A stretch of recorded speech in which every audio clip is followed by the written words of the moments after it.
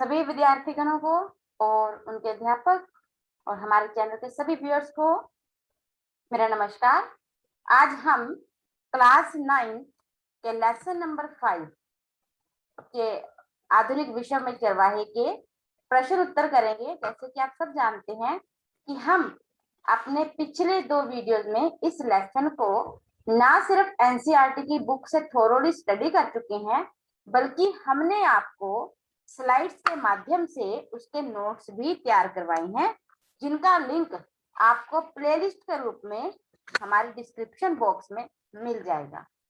अब बढ़ते हैं हम अपने अभ्यास के प्रश्न उत्तरों की तरफ, उनको आपको समझाते हैं। साथ में ही हमने इन्हें बहुत आसान सी लैंग्वेज में कन्वर्ट करने की कोशिश की है।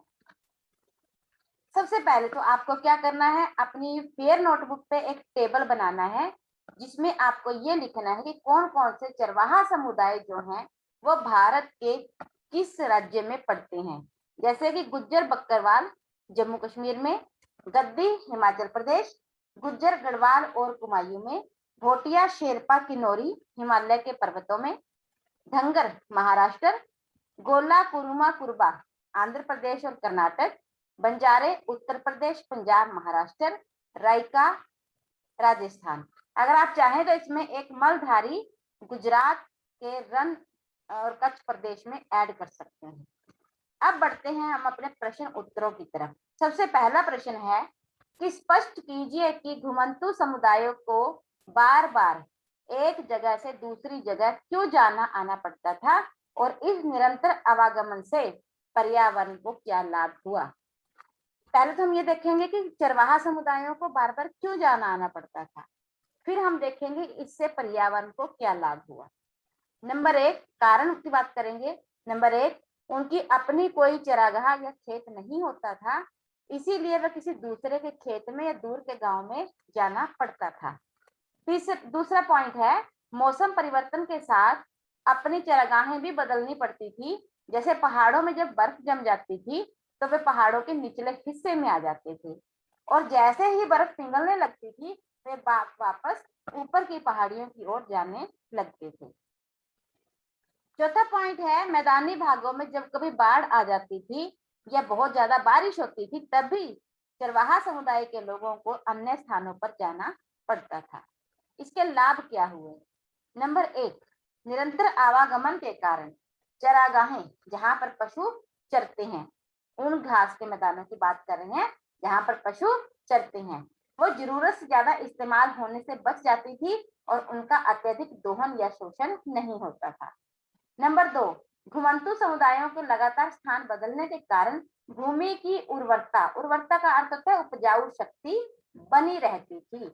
तीसरा है, एक निश्चित ऋतु चक्र बने रहने से पर्यावरण में भी संतुलन बना रहता था। तो इस प्रकार से क्वेश्चन देखने में भले ही थोड़ा सा बड़ा लगता हो, है बहुत आसान। 4 पॉइंट है जिसमें हमने बताया है कि वो एक स्थान से दूसरे स्थान पर क्यों जाते थे, फिर इसका पर्यावरण को क्या लाभ हुआ। बढ़ते हैं हमारे दूसरे क्वेश्चन की ओर। इस बारे में चर्चा कीजिए कि औपनिवेशिक सरकार ने निम्नलिखित कानून क्यों बनाए, और ये भी बताइए कि इन कानूनों से चरवाहों के जीवन पर क्या असर पड़ा। पहला कानून है प्रतिभूमि नियमावली। देखिए ये क्या है, औपनिवेशिक सरकार ने भारत और पूर्वी अफ्रीका दोनों में लगाया, लेकिन है क्या, औपनिवेशिक सरकार जो है चरागाह भूमि को बेकार मानती थी। क्यों मानती थी, क्योंकि उन्हें उससे कोई कर नहीं मिलता था, कोई टैक्स नहीं मिलता था, ना ही उससे कोई फसल मिलती थी, जबकि औपनिवेशिक सरकार तो अधिक से अधिक मुनाफा कमाना चाहती थी। इसीलिए उन्होंने चरागाह भूमि को कृषि के अधीन लाना चाहा। फलस्वरूप भारत में चरागाह क्षेत्र कम हो गया और चरवाहों के लिए पशुओं को चराने की समस्या जो थी उत्पन्न हो गई। अर्थात प्रतिभूमि नियमावली क्या है कि चरागाहें कम कर दी और कृषि के अधीन भूमि को ज्यादा से ज्यादा लाया गया। दूसरा नियम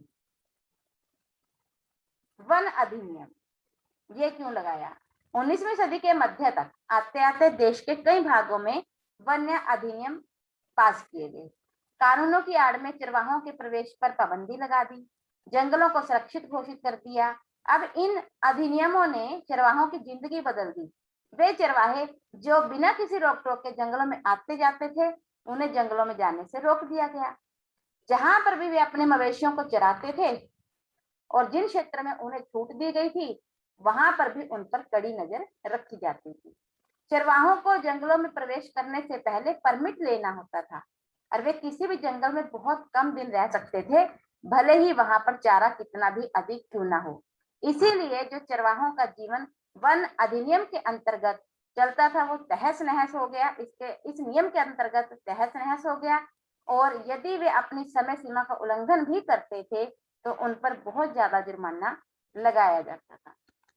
नेक्स्ट पॉइंट है अपराधी जनजाति अधिनियम, जो कि 1871 में पास किया गया था।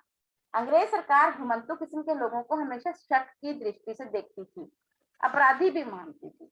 इसीलिए 1871 में औपनिवेशिक सरकार ने अपराधी जनजाति अधिनियम पारित किया। इसके अंतर्गत दस्तकारों, व्यापारियों और चरवाहों को बहुत सारे समुदायों को अपराधी समुदायों की सूची में रख दिया, उन्हें कुदरती और जन्मजात अपराधी घोषित कर दिया।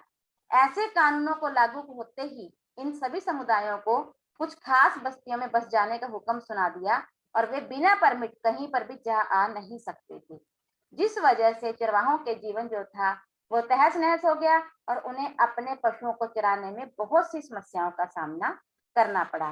देखिए, वो सिर्फ अपने पशुओं को चराने के लिए इधर से उधर जाते थे और अंग्रेजों ने उन्हें जन्मजात अपराधी ही घोषित कर दिया। नेक्स्ट है चराई कर। चराई कर क्या था? क्योंकि हम सब जानते हैं कि अंग्रेज सिर्फ अपनी आमदनी बढ़ाना चाहते थे, वो अधिक से अधिक मुनाफा कमाना चाहते थे, इसीलिए वो कोई भी ऐसा पल नहीं छोड़ते थे जहां से उन्हें पैसा प्राप्त ना हो। और उन्होंने चरवाहा समुदाय में भी एक ऐसा ही तरीका ढूंढ निकाला और वो क्या था? ठीक है, आपकी भूमि से हमें आमदनी नहीं होती, चलिए जब आपका पशु चरेगा, वो घास खाएगा, उसके नाम का टैक्स दे दीजिए। वही बात इसमें लिखी गई है कि 19वीं सदी के मध्य में अंग्रेजी सरकार ने अपनी आमदनी बढ़ाने के लिए तरह तरह के कर लगाए। पशुओं पर भी कर लगा दिया, प्रति पशु कर लगा दिया। पहले तो ये कर सरकार खुद वसूल करती थी, फिर ये काम आगे ठेकेदारों को दे दिया। इस वजह से खाना बदोशों का शोषण होने लगा और मजबूर होकर उन्हें अपने पशुओं की संख्या कम करनी पड़ी। खाना बदोश लोगों के लिए रोजी रोटी की समस्या उत्पन्न हो गई। आगे है क्वेश्चन नंबर 3। मसाई समुदाय के चरागाह उनसे क्यों छीन गए? कारण क्या थे? मसाई समुदाय कहाँ पर रखता है? पूर्वी अफ्रीका में, जो कि कीनिया और तंजानिया के क्षेत्र में पड़ता है। अब उनसे उनके चरागाहें क्यों छीन गई? देखिए, अफ्रीका में उपनिवेशवाद से पहले मसाई इलाका उत्तरी कीनिया से लेकर तंजानिया तक फैला हुआ था, लेकिन 1885 में ब्रिटेन और जर्मनी ने मसाई लैंड को 2 हिस्सों में बांट दिया। गोरों को बसाने के लिए, मतलब खुद के लोगों को बसाने के लिए औपनिवेशिक शासकों ने बेहतरीन चरागाहों को अपने कब्जे में ले लिया और मसाइयों को मात्र दक्षिण कीनिया और उत्तरी तंजानिया के छोटे से इलाके में समेट दिया। अब कैसे, क्या कुछ हुआ? नंबर 1, मसाइयों की 60% जमीन पर औपनिवेशिकों ने कब्जा कर लिया। खेती के प्रसार के लिए भी चरागाहों को खेतों में बदल दिया। तीसरा, बहुत सी चरागाहों को शिकारगाहों में बदल दिया, जैसे कि कीनिया में मारा और सांबरू नेशनल पार्क, तंजानिया में सेरेंगेटी पार्क प्रमुख थे। अब है क्वेश्चन नंबर 4। आधुनिक विश्व में भारत और पूर्वी अफ्रीका चरवाहा समुदाय के जीवन में जिन परिवर्तनों को जन्म दिया, उनमें से कई समानताएं थी। कहने का भाव अर्थ है कि जो भारत के चरवाहा समुदाय हैं और जो पूर्वी अफ्रीका के चरवाहा समुदाय हैं, उनके जीवन में बहुत सी समानताएं आई औपनिवेशिक शासकों के कारण। कम से कम 2 हमें समानताएं जो बतानी है या 2 परिवर्तन बताने हैं जो समान रूप से आए औपनिवेशिक शासन के बाद। भारत और पूर्वी अफ्रीका दोनों ही उस समय औपनिवेशिक शक्तियों के अधीन थे, इसीलिए उन पर शासन करने वाली औपनिवेशिक शक्तियां उन्हें संदेह या शक की दृष्टि से देखती थी।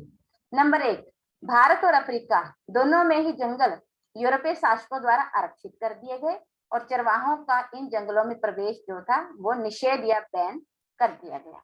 नंबर 2, भारत और पूर्वी अफ्रीका के चरवाहा समुदाय खानाबदोश थे, इसीलिए उन पर शासन करने वाली शक्तियां उन्हें संदेह की दृष्टि से देखती थी और यही उनके पतन का कारण बना।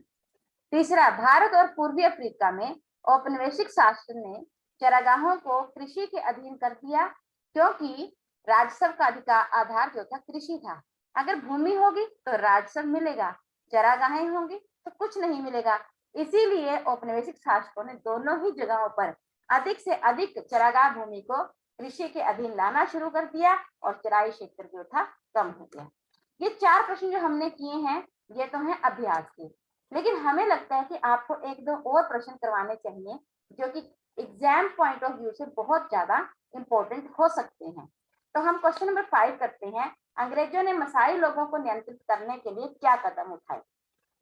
देखिए 19वीं सदी में अफ्रीकी चलवासी चरवाहे जो थे चरागाहों की तलाश में इधर से उधर घूमते थे, परंतु 19वीं सदी के अंत में औपनिवेशिक सरकार ने उनकी गतिविधियों पर प्रतिबंध या रोक लगा दिया।